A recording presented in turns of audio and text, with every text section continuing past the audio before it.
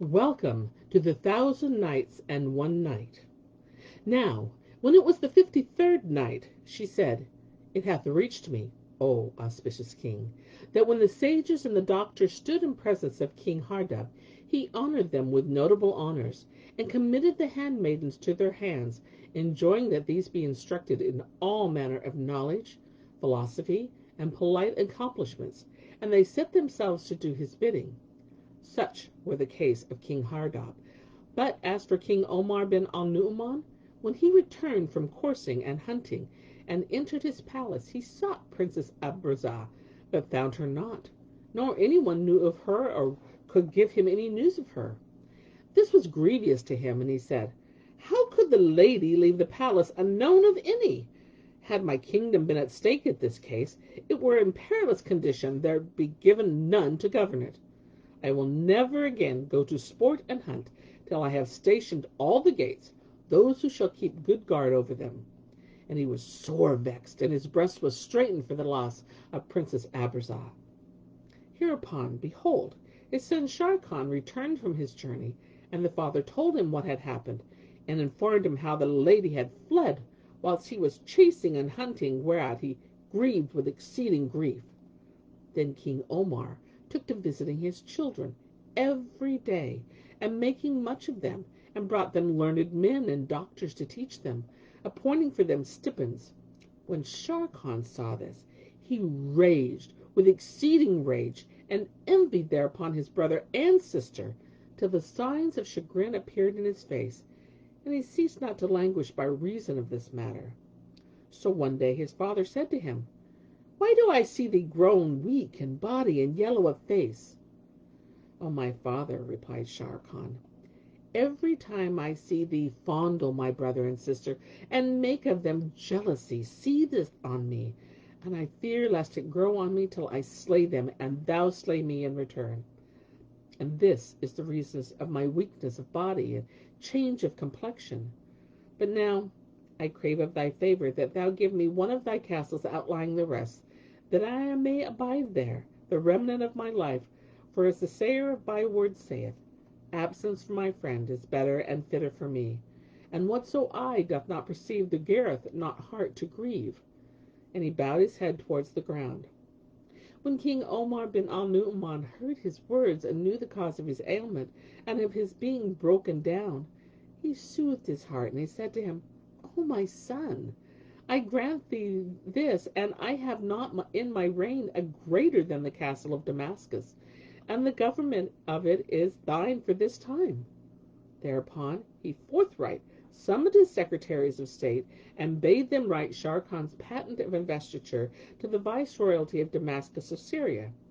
And when they had written it, he equipped them with, and sent with them the Wazir Dandan, and invested him with the rule and government, and gave him instructions as to policy and regulations, and took leave of him.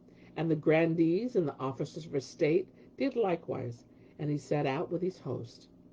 When he arrived at Damascus, the townspeople beat the drums and blew the trumpets and decorated the city, and came out to meet him in great state, whilst all the nobles and grandees paced in procession, and those who stood to the right of the throne walked on his right flank, and others to his left. Thus far concerning Sharrkan. But as regards to his father, Omar bin al-Nu-uman, soon after the departure of his son, the children's tutors and governors presented themselves before him, and said to him, O my lord, thy children have now learnt knowledge, and they are completely versed in the rules of manners and the etiquette of ceremony. The king rejoiced thereat with exceeding joy, and conferred bountiful largesse upon the learned men. Seeing that Zau al-Makan, grown up and flourishing and skilled in horsemanship, this prince has reached the age of 14, and he occupied himself with piety and prayers, loving the poor, the ulema, and the Koran students, so that all the people of Baghdad loved him, men and women.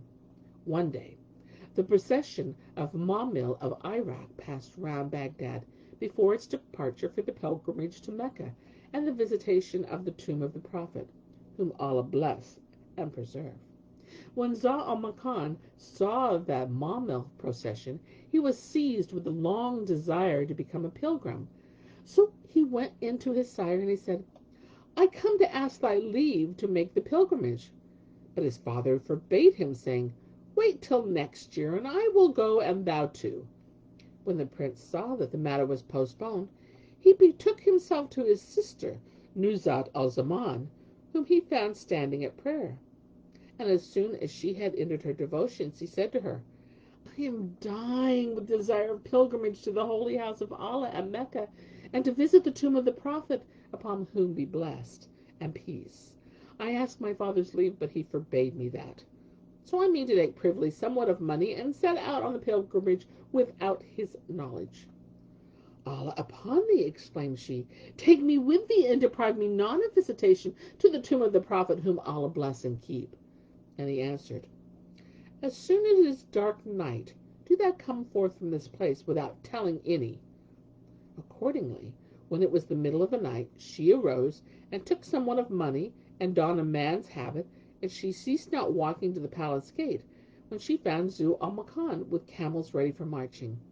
So she mounted, and he mounted, and the two fared on till they were in the midst of Iraqi pilgrim party, and they ceased not marching, and Allah wrote safety for them till they entered Mecca the holy, and stood upon Arafat, and performed the pilgrimage rites. Then they made a visitation to the tomb of the Prophet, whom Allah bless and assain, and thought to return with the pilgrims to their native land.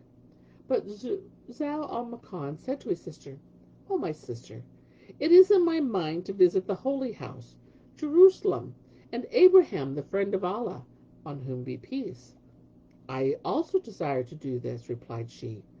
So they agreed upon this, and he fared forth and took passage for himself and her, and they made ready to set out in the ship with the company of Jerusalem palmers. That very night the sister fell sick of an anguished chill, and was grievously ill, but presently recovered, after which the brother also sickened. She tended him during his malady, and they ceased not wayfaring till they arrived at Jerusalem. But the fever increased on him, and he grew weaker and weaker. They alighted at a khan, and there hired a lodging, but Zau al-Makan's sickness ceased not to increase on him, till he was washed with leanness, and became delirious. At this his sister was greatly afflicted, and exclaimed, There is no majesty, there is no might save Allah, the glorious, the great. This is the decree of Allah. They sojourned in that place a while, his weakness ever increasing, and she attended him in buying necessities for him and for herself, till all the money she had was expended, and she became so poor that she had not so much as a dirham left. Then she sent a servant of the Khan to the bazaar with some of her clothes, and he sold them, and she spent the price upon her brother. Then sold she something more, and she ceased not selling all she had piece by piece, till nothing was left but an old rug. Whereupon she wept, and exclaimed, Verily is Allah the orderer of the past and the future. Presently her brother said to her, O my sister, I feel recovering drawing near, and my heart longeth for a little roast meat. By Allah, O my brother, replied she, I have no face to beg, but tomorrow I will enter some rich man's house and serve him and earn somewhat for our living.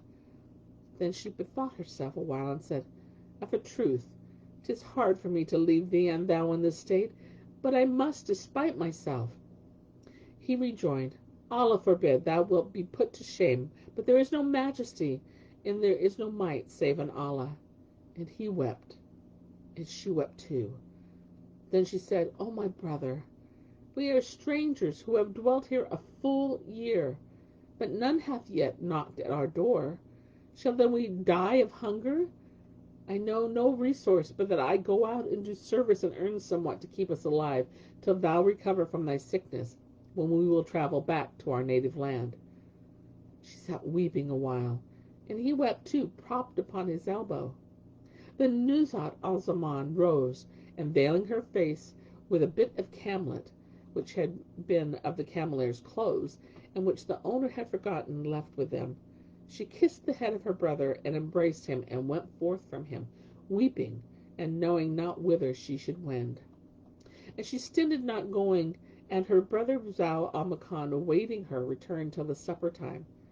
But she came not, and he watched for her till the morning morrowed, but still she returned not. And this endured till 2 days went by. He was greatly troubled thereat, and his heart flooded for her, and hunger was sore upon him. At last he left the chamber, and calling the servant of the caravanserai, said, I wish thee to bear me to the bazaar. So he carried him to the market street, and laid him down there. And the people of Jerusalem gathered round him, and were moved to tears, seeing his condition. He signed to them, begging for somewhat to eat. So they brought him some money from certain of the merchants who were in the bazaar, and bought food and fed him therewith. After which they carried him to his shop, where they spread him a mat of palm leaves to set an ewer of water at his head. When night fell, all the folk went away, sore concerned for him, and in the middle of the night he called to mind his sister, and his sickness redoubled on him, so that he abstained from eating and drinking, and became insensible to the world around him. Then the bazaar people arose, and took him from the merchants, 37 dirhams, and hiring a camel, said to the driver, Carry this sick man to Damascus, and leave him in the hospital. Happily he may be cured and recover health.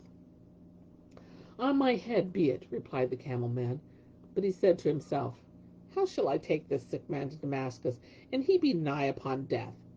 So he carried him away to a place, and hid him until the night, when he threw him down at the ash heap near the fire hole of a Hammon, and went his way. When morning dawned, the stoker of the bath came to his work, and finding Zau al-Makan cast on his back, exclaimed, Why did they not throw their dead body anywhere but here? So saying, he gave him a kick, and he moved. Whereupon quoth the fireman, Some one of you who hath eaten a bit of hashish, and hath thrown himself down in whatsoever place it be. Then he looked at his face, and saw his hairless cheeks, and his grace, and his comeliness.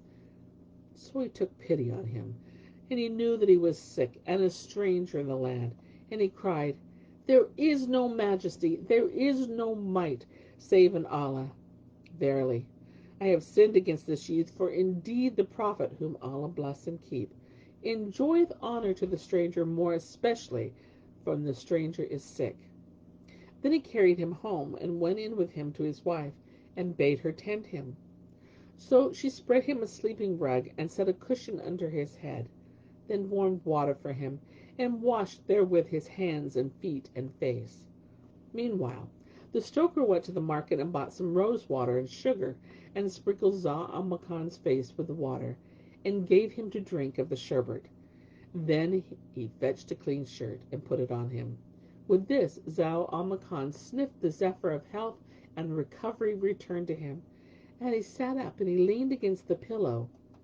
Hereat the fireman rejoiced, and exclaimed, Praise be to Allah for the welfare of this youth.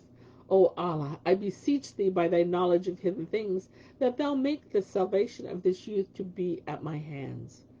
And Shahrazad perceived the dawn of day, and ceased to say her permitted say.